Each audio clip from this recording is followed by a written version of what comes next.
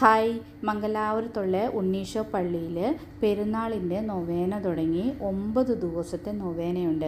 എല്ലാ വർഷവും 5-ാം തീയതി ഉണ്ണീശോ പള്ളിയിൽ നൊവേന തുടങ്ങും. 5-ാം തീയതി തൊട്ട് 13-ാം തീയതി വരെ നൊവേനയുണ്ട്.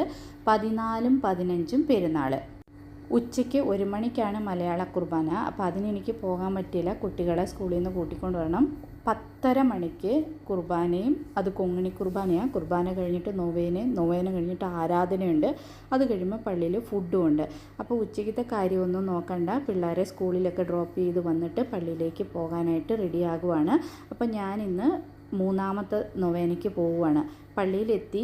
കുർബാന തുടങ്ങിയിട്ടില്ല. അച്ഛന്മാർ പള്ളിയിലേക്ക് കുർബാന ചെല്ലാൻ കയറാൻ തുടങ്ങുന്നതേ ഉള്ളൂ.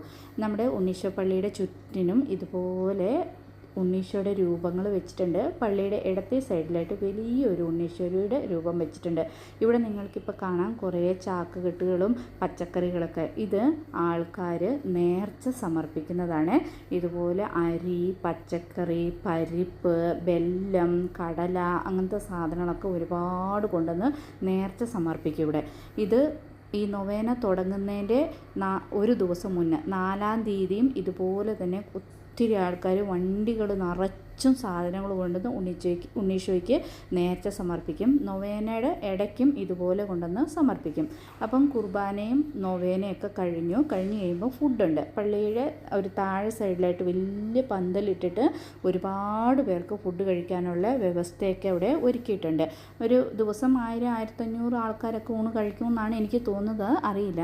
ഇതുപോലെ നല്ല വെജ് ഫുഡാണ്. കുറച്ച് പേർക്ക് ഇവിടെ ഇരിക്കാൻ, പ്രായവർക്കൊക്കെ ഇരിക്കാനുള്ള സൗകര്യമൊക്കെ ഉണ്ട്. ഇല്ലാത്തവർക്ക് ഫുഡ് മേടിച്ചിട്ട് നമുക്ക് എവിടെയെങ്കിലും നിന്ന് കഴിക്കാം. അപ്പം ഞങ്ങളിപ്പം ഫുഡ് മേടിക്കാനായിട്ട് പോവുകയാണ്. പള്ളിയിൽ ചെന്നപ്പം അമ്മായിനെയും എൻ്റെ ഒരു കസിൻ ചേച്ചിനെയൊക്കെ കണ്ടു.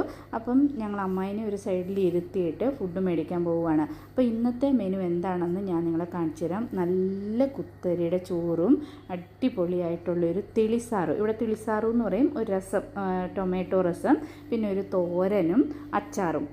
2 തരം തോരനുണ്ട് കേട്ടോ.